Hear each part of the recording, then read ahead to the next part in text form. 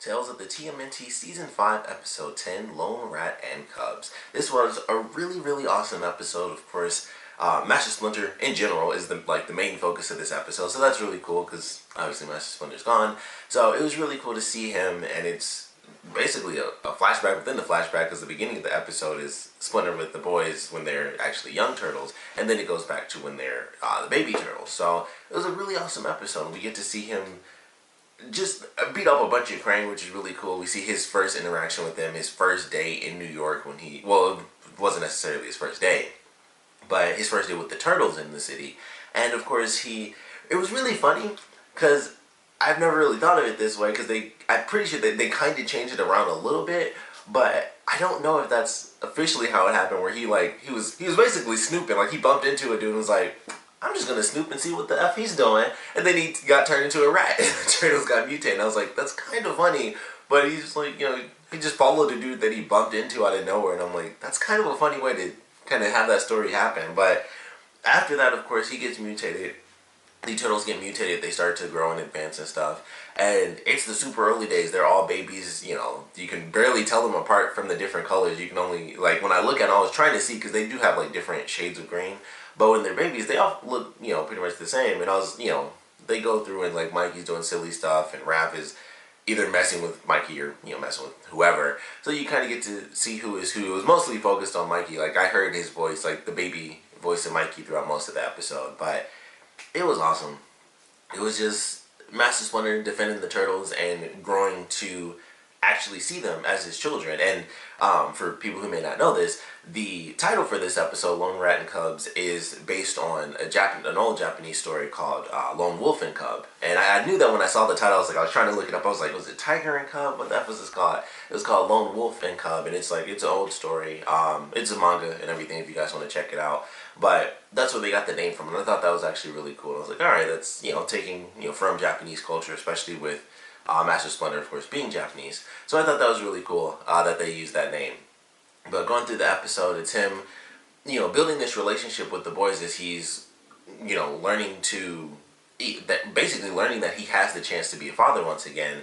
And I loved it. He's going through and dealing with the Krang. He sees this crazy alien technology, and they do a lot of cool little one-off reference stuff, because of course when they start off the episode, Splinter is living with the turtles inside the water tower, which is the big, it's in the opening for the episode all the time. So, or at least the older episodes, not so much in the new opening, but it's okay, that's a reference to the water tower. They're always standing on the water tower. They go to where the Don is. I totally forgot the Don's actual name, but the dude who has basically Sylvester Stallone, the Hammer, working with him. They go down that street, because I noticed the sign. I was like, oh, that's the place where the Don lives, and that's where his restaurant and stuff is. And then when they were by the sewer opening, you could see in the background when the Krang were coming out of the sewer, that was the restaurant where the blind chef is, that always makes the pizza sushi things for the turtles. And I was like, oh, that's really cool. They would just run past these locations. There were probably some others that I didn't even remember. But I was like, oh, that's cool. I recognize that that's kind of what they're doing. And I would assume that's what the water tower thing was. That's because they're always on the water tower in the opening. I just assumed that was supposed to be that little reference. But they definitely went past the Don's place, because they were on his street, and then they showed the restaurant before the guy owned it. So I was like, that's cool. They're just showing random things in the city before the other characters were actually occupying those spaces. But really cool to watch Master Splinter fight, because that's always awesome. And there's a very particular scene, but throughout the whole episode, he's beating up the Krang and stuff, and they go through, when they finally get to the sewers and the subway system, that's when things start to really pick up for Master Splinter, where he's like, I actually care about these turtles. Because through the whole episode, he's just like, oh, great job. He doesn't give them names or anything like that. He just calls them turtles, young turtles and stuff like that. And it becomes more and more endearing terms as the episode goes on. Because in the beginning, I'm pretty sure he calls them just turtle creatures. And then as it goes on, he calls them young turtles, and then my turtles, and then he actually, of course, gives them names. But during the subway sequence where he first goes through and the cart drops, we actually get to see how Raphael got that little crack in the front of his shell, which I thought was actually very cool. And then they do, most people will recognize this from Kill Bill, but that's in old martial arts movies, where Master Splinter got super pissed off and the whole screen goes red and the crazy music kicks in and stuff. So he attacks the machine and he completely destroys it.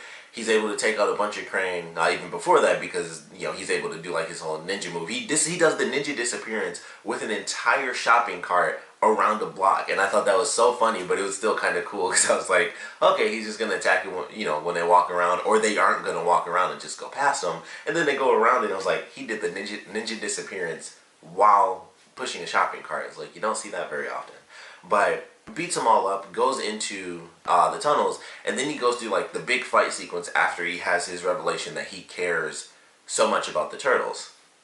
And it was a really, really great moment because he takes on like all these different Krang and stuff. He's like chopping them up with the katana. And there's one part where they don't really focus on it, but he splits one down vertically and he killed that Krang. It wasn't like, oh, he sliced it, because he slices 3 of them in a row and he splits the top from the bottom. It's like, okay, yeah, he's destroying all the robot pieces and stabbing through the head so they can't move. But there's one where he split it straight down the middle and it's on 2 sides of them. And I was like, there's a little bit of pink on that side and there's a little bit of pink on that side. He killed that Krang. He split it straight down the middle. They don't focus on it, but he killed that one. And all the other ones I think he kind of just beat up and stuff. But I was like, yeah, he split that one straight down the middle and it is dead. Like, that is an official murder in TMNT. So I was like, huh, that's interesting. You won't see it. And they've killed other people before, but, and they focused on it more. Like, I can't even think of the character's name, but when Mark Hamill was playing like the Demon Dragon character and he was sucking people's souls out like Shang Tsung, I was like, yeah, he's definitely killing them. But I just thought that was interesting. Like, it's just him going through the action, and then it's like, wait a minute, he split that one down the middle, and the Kranger, right in there, he killed that Krang. So he's going through, and then just as the turtles are about to fall, he's dealing with like this final Krang, and he has to like, I love the way they did it because he was struggling against it, and he just bashes its head in to like destroy the whole system of the robot, and then he chases after the turtles as they fall down into the sewer water, which is super gross. But it was a cool moment because he goes down, and the turtles are basically trapped under the shopping cart. And I like the way they do it because he's trying to lift this thing up, and I'm assuming what was happening was that was Donatello that they were showing, and he realized that he could like grab a rock and put it underneath and it would make it easier for Master Splinter to lift it. And I feel like that's what they were showing, where he was like, oh, if I'm able to grab one of these little rocks to hold it up, it'll be a little bit easier for him to lift it. And I think that's what he was trying to do with each pull, but he couldn't do it because it was coming down on his hand so fast. And then, of course, Master Splinter, the current picks up, and Master Splinter's like, crap, I'm going to lose the turtles. And so he kind of musters up the strength, and he slams his foot down and just, lifts the thing up. And they get carried away, and that's actually how they end up finding their home. They're swept away through the current, and they come up in their home, and everyone's fine. And that's pretty much how everything plays out for the story. And then with the end of this story is when Master Splinter actually gives the turtles their weapons, and he mentions like, it's mostly by your choice, but I realize now that the weapons chose you. And so he goes through, like his epic speeches and stuff. It's like the katana for someone with the, power and leadership and stuff like that. It's not even close to what he said. I don't remember the dialogue, but he gives them, all the weapons. Raphael's for the fiercest warrior with the most strength. Who, I remember his for some reason the best. It was like the fiercest warrior who will fight to the end for his family. And then Donatello is for someone with a peaceful mind and a kind soul. And Donatello's like, oh, I got a stick. And then he goes to Mikey, and he's like, and then Chucku, and he was just like, because they're really great for you. They're the weapon that fits best for you. And it's like he didn't have anything like super cool and inspirational to say. It was just like, because they're yours. And that was pretty much it. So I like how that played out. But it was a really good episode. I like the flashback story. Like I said, seeing Master Splinter in general as the main focus was absolutely great, because Master Splinter, of course, is gone, but in this episode we really got to see him. He was the main focus, and it was his journey from being, this man who lost his family in Japan, where he comes to the States, and then he goes through this journey with the turtles as he's mutated, and we even see that because this is one of those things where Ninja Turtles is always the Ninja Turtles, like the Teenage Mutant Ninja Turtles. You see the turtles and you see Master Splinter, and it's like, these are my boys, these are my sons, and he taught them martial arts.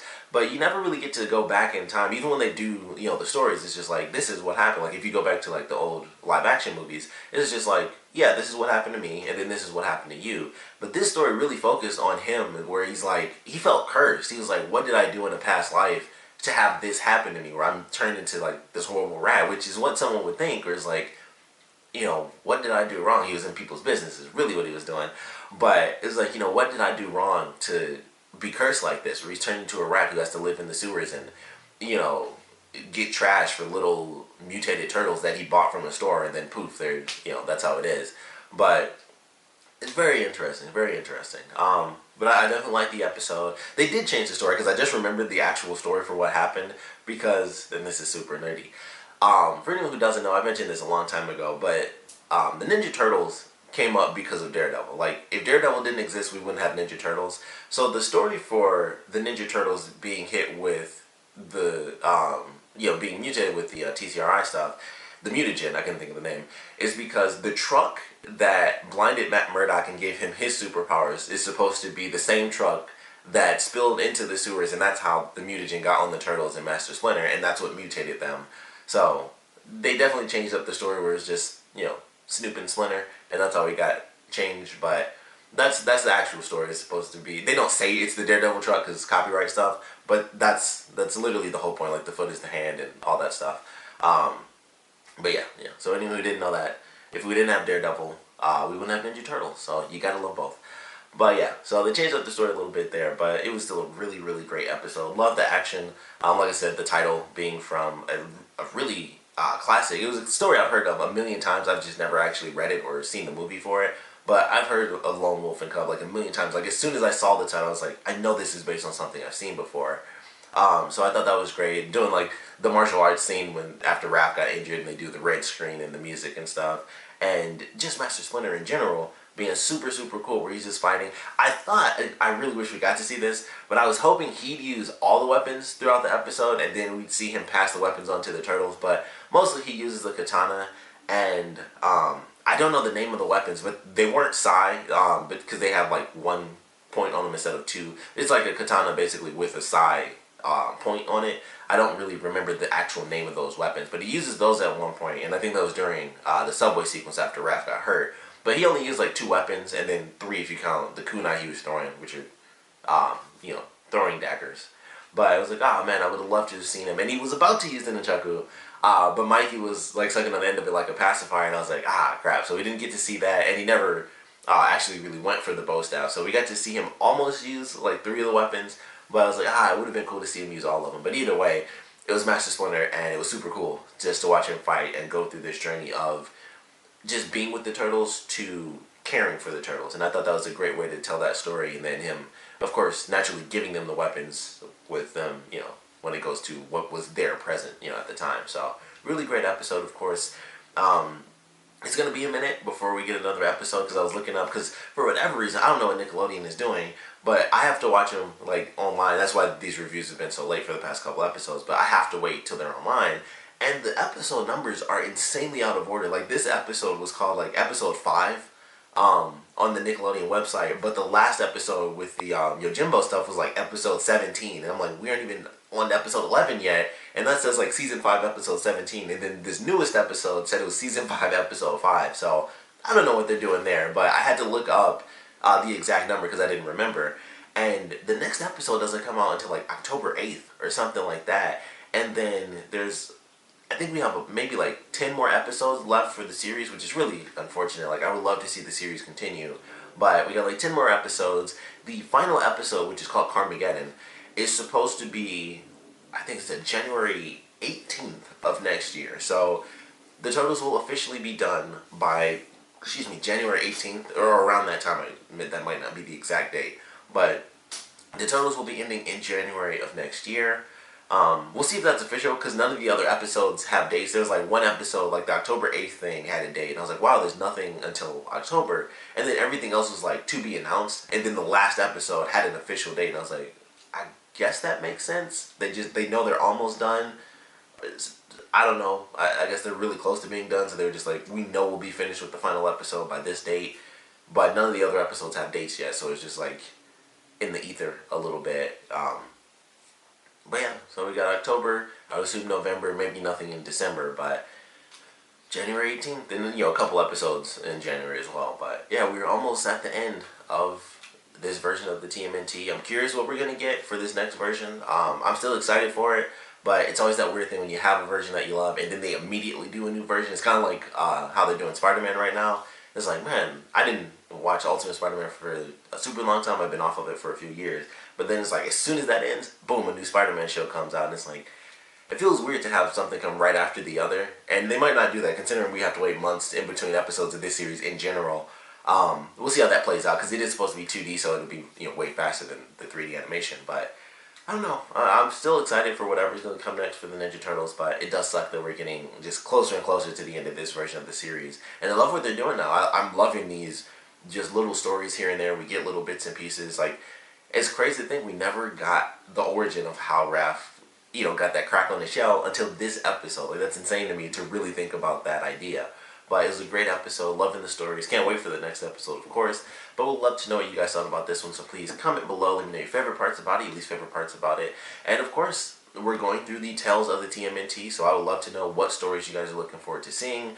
I'm sure they're going to be pulling a lot of stuff from the comic books. Maybe we'll be getting some more crossovers. I wouldn't be surprised if that were the case. We've had characters show up. We, of course, still have Fugitoid. We got to see what they end up doing with that. So he has to come back. We haven't really seen much of Casey and April. We had the Ojimbo stuff, so that was naturally just the Turtles. I feel like Casey hasn't even been in this season. I think he was maybe in one episode, but he's really big in the short end of the stick, and it's very unfortunate. But I would love the next episode to come in and we get like all the characters. Like, even when we had, it was like the one episode when they were fighting, Mark Hamill's character. Casey never showed up. We had like everybody fighting, and Casey was just never there. It was like, man, this sucks. It was like the one dude missing out of like all the characters. The Mighty Mutanimals showed up, I think, at one point in that too. So it's just like, man, we just are missing Casey. So I would love it if we come back, we get Karai, we get Shinigami. I really want to see her. April and Casey come back. So I think it would be great to get the characters to come back, because it's been a minute since we've, seen the other side characters. Just like this episode, the Krang, we've finally seen after a minute. So I'd like to see the other characters come back, but like I said, I would love to know what stories you guys are looking forward to seeing, what stories you guys just want to see in general. And of course, like I said, I want to know what you guys thought about this episode in general. So please comment below, let me know, and thanks for watching.